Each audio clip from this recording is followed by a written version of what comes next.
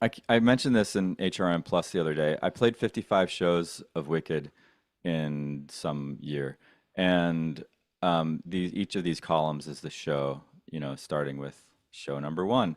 And I recorded all sorts of stats about my shows, the amount of Mhm, water I drank, yoga, meditation practices, coffee, drugs that I took, mhm. supplements, whatever.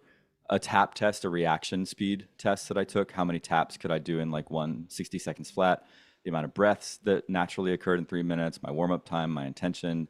1 out of 10, how did I achieve my intention? A clam count for act one, a clam count for act two. I Yeah, literally kept a mental tally in my mind of how many clams I that's had.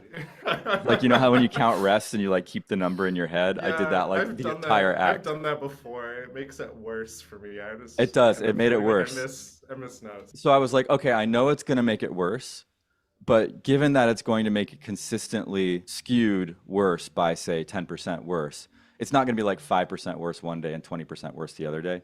Or maybe it Yeah. will. Maybe I'll get used to counting and it'll make it less worse. And then I decided to count moments, which was like beautiful moments as Mhm. well. Fear, I rated errors, pain, enjoyment, intonation, comfort, ease, presence, overall rating, overall comments.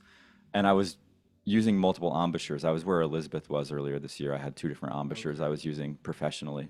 What I ended up doing was I tracked out the kinds of clams that I had as well. For example, a celebrating clam. Something goes well, and then your focus goes to the past, and you miss it. A split attention clam, like you're watching the conductor, or you're watching something, or a note, or you're thinking about musicians, or is it the sound, and like your attention is like split, and it should be unified Yeah.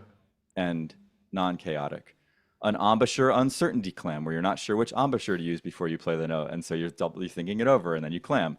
A Yeah. hesitation clam, a rhythmic inaccuracy because you weren't sure where to play exactly on the beat. Mhm. A middle clam, leaving the note after you got it because of excess doing within the note. End clams, falling off a note due to inattention to the finish of the note.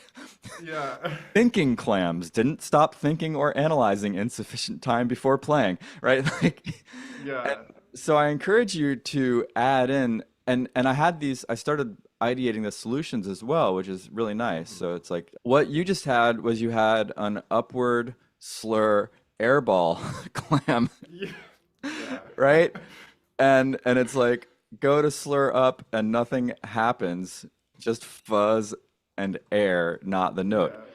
And the cause is usually like, it's actually interesting to have in here the cause as well, Mhm. which the casus, the cause, which is it's often like overdoing or rushing the slur, Yeah. like or like tightening too Mhm. much or over opening the aperture Mhm. because the aperture is so open and then the air just goes through and nothing happens. And so for you, it's like the solution then it's going to be like go like ascend with intention and awareness in the aperture going Mhm. the speed you can or going Mhm. fluidly, right?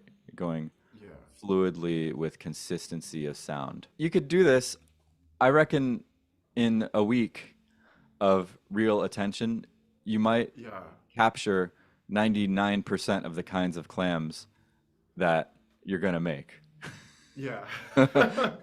Maybe there's a 1%, that happens every blue moon, sort of like a super eclipse. And then just figure out what causes it.